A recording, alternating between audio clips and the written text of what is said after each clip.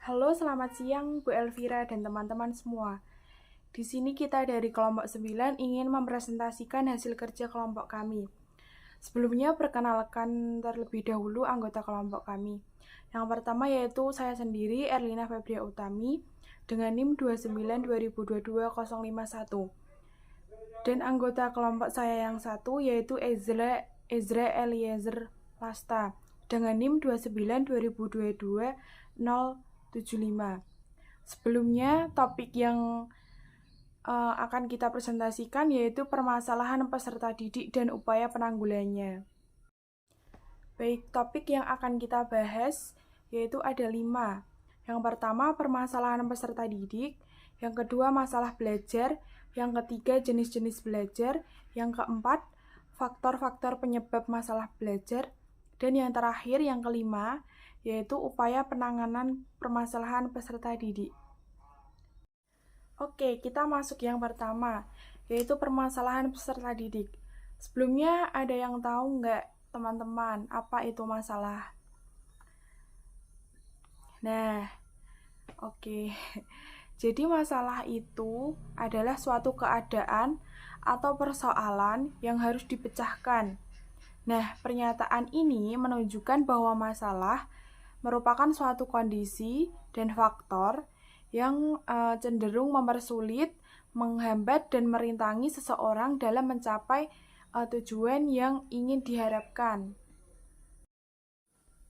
Oke, tadi kan udah pengertian masalah apa ya. Sekarang kita membahas ciri-ciri orang yang mengalami masalah. Yang pertama yaitu memperlihatkan kemandiriannya yang terganggu. Nah, jadi dia itu merasa kurang pede. Dia itu merasa takut gagal, takut mengecewakan. Jadi aspek emosional kemandiriannya itu menjadikan labil gitu loh. Yang kedua itu ada dia itu tidak mengenal diri dan lingkungannya dengan baik. Nah, dia jadi seseorang yang mengurungkan diri, tidak mau bersosialisasi. Jikapun ia berkumpul, biasanya dia itu akan menyendiri, kayak punya pikiran, wah aku gak tenang ini. Maksudnya dia itu kumpul, tetapi merasa dirinya itu tetap tidak tenang gitu loh. Nah, yang ketiga, cirinya itu ada tidak mampu mengambil keputusan sehingga pengarah diri terhambat. Nah, jadi dia itu takut menghadapi resiko, terpengaruh oleh omongan orang lain, pelin-pelan, gak konsisten. Jadi dia itu gak konsisten. Dan biasanya disalahkan saat dia itu mengambil keputusan. Jadi dia itu kayak takut mau mencoba lagi gitu. Yang keempat yaitu tidak mampu mewujudkan diri sesuai dengan potensi yang dimilikinya. Nah, dia itu kayak selalu berprasangka buruk, tidak mau menampilkan potensi yang dimilikinya, tetapi sebenarnya dia itu mampu, tetapi kayak kalau mau menampilkan potensinya itu kayak mikir, ada pikiran terus buruk yang itu menyebabkan semuanya itu jadi berprasangka buruk. Nah, yang kelima itu, yang terakhir ya, dari ciri-ciri orang yang mengalami masalah. Yang terakhir, yang kelima, biasanya orang tersebut berada dalam keadaan tertekan. Dia jadi tertekan, kayak yang dibilang yang di atas tadi ya. Dia itu gugup, marah, frustasi, tertekan, kayak mikir terus tentang masalahnya dia. Oke, selanjutnya ada permasalahan peserta didik menurut Kowis. Yang pertama yaitu ada masalah pribadi.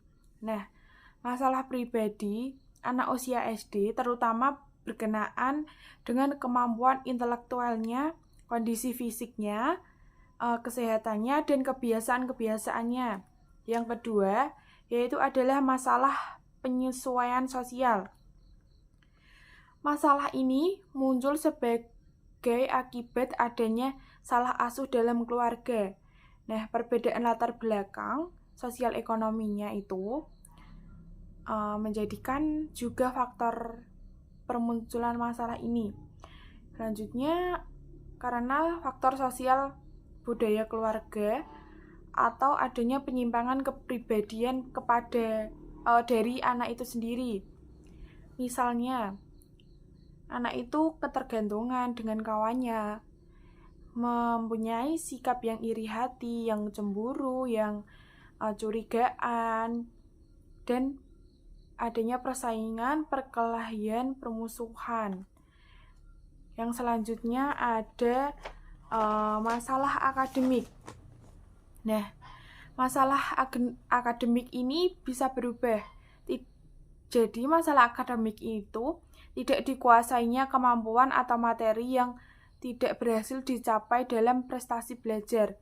Permasalahan ini bukan hanya disebabkan oleh kecerdasan saja, tetapi mungkin juga sebagai akibat dari kesalahan dalam cara belajarnya, kurangnya motivasi dalam pembelajaran, kurangnya fasilitas, dan bisa jadi juga dari faktornya dari dukungan orang tuanya itu. Oke, yang selanjutnya ada masalah belajar. Yang pertama ada keterlambatan akademik. Keterlambatan akademik ini adalah keadaan siswa yang diperkirakan memiliki inteligensi yang cukup tinggi, jadi tetapi tidak dimanfaatkan secara optimal. Yang kedua ada masalah belajar ketercepatan dalam belajar. Jadi keadaan siswa yang memiliki bakat akademik yang cukup tinggi, memiliki IQ yang sangat tinggi, 130. Yang ketiga ada masalah sangat lambat dalam belajar.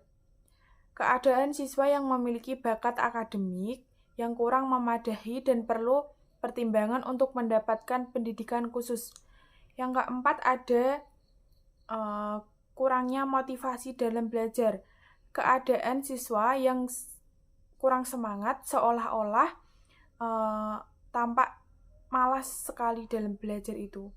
Yang kelima ada bersikap dan berkebiasaan yang buruk dalam belajar. Kondisi siswa yang kegiatan atau perbuatan belajarnya sehari-hari antagonistik dengan seharusnya, seperti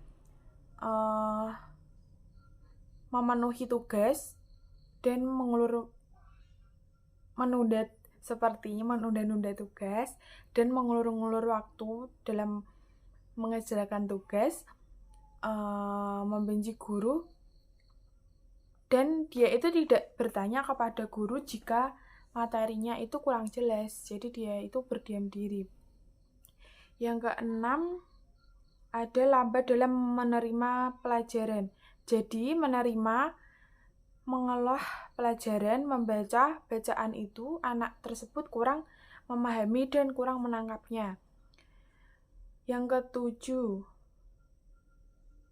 kurang berkonsentrasi dalam belajar, yaitu kurangnya kemampuan dalam menangkap, mengingat, memahami, kurang kemampuan menyatakan pendapat, dan kurang berkontribusi. Yang kedelapan, yaitu prestasi rendah dalam ulangan sehari-hari. Yang kesembilan, kelainan perilaku. Jadi anak tersebut mempunyai kebiasaan yang kurang baik, kurang sopan, jahil kepada teman, dan nakal kepada teman. Pokoknya usil sendiri kalau di kelas.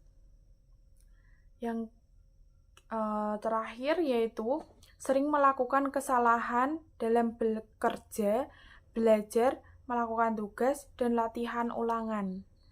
Oke, itu adalah masalah-masalah belajar.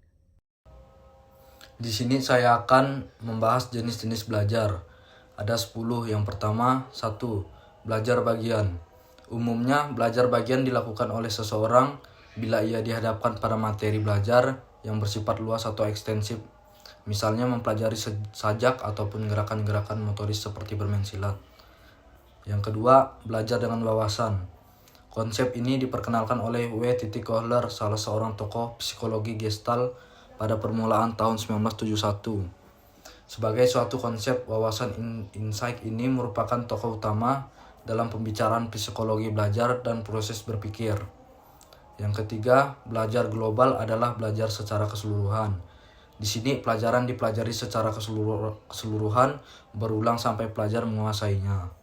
Lawan dari belajar bagian metode belajar ini sering juga disebut metode Gestalt. Yang keempat, belajar insidental. Konsep ini bertentangan dengan anggapan bahwa belajar itu selalu berarah tujuan. Sebab dalam belajar insidental, pada individu tidak ada sama sekali kehendak untuk belajar. Yang kelima, belajar instrumental. Pada belajar instrumental, reaksi-reaksi seorang siswa yang diperlihatkan diikuti oleh tanda-tanda yang mengarah pada apakah siswa tersebut akan mendapat hadiah, hukuman, berhasil atau gagal. Oleh karena itu, cepat atau lambatnya seseorang belajar dapat diatur dengan jalannya memberikan penguat atas dasar tingkat-tingkat kebutuhan. Terus yang keenam, belajar intensional. Belajar dalam arah tujuan merupakan lawan dari belajar insidental yang akan dibahas lebih luas pada bagian berikut. Yang ketujuh, belajar laten. Dalam belajar laten, perubahan-perubahan tingkah laku yang terlihat tidak terjadi secara segera dan oleh karena itu disebut laten. Yang kedelapan, belajar mental. Perubahan kemungkinan tingkah laku yang terjadi di sini tidak nyata terlihat, melainkan hanya berupa perubahan proses kognitif karena ada bahan yang dipelajari. Yang kesembilan, belajar produktif. Menurut R. Berghuis tahun 1964 memberikan arti belajar produktif sebagai belajar dengan transfer yang maksimum. Belajar adalah mengatur kemungkinan untuk melakukan transfer tingkah laku dari satu situasi ke situasi lain. Yang ke-10, belajar verbal. Belajar verbal adalah belajar mengenai materi verbal dengan melalui latihan dan ingatan. Di sini saya akan membahas faktor internal siswa. Yang pertama, bersifat kognitif, ranah cipta antara lain seperti rendahnya kapasitas intelektual atau inteligensi siswa. Yang kedua, bersifat afektif, ranah rasa antara lain seperti labilnya emosi dan sikap. Yang ketiga, bersifat psikomotor, ranah karsa antara lain terganggunya alat indera, penglihatan dan pendengaran, mata dan telinga. Saya di sini akan membahas faktor eksternal siswa. Yang pertama, 1. Lingkungan keluarga seperti ketidakharmonisan, hubungan antara ayah dan ibu, dan rendahnya kehidupan ekonomi keluarga. Yang kedua, lingkungan masyarakat seperti wilayah perkampungan kumuh dan teman sepermainan, pergrup yang nakal. Yang ketiga, lingkungan sekolah seperti kondisi dan letak gedung sekolah yang buruk seperti dekat pasar, kondisi guru dan alat belajar yang berkualitas rendah. Upaya penanganan permasalahan peserta didik.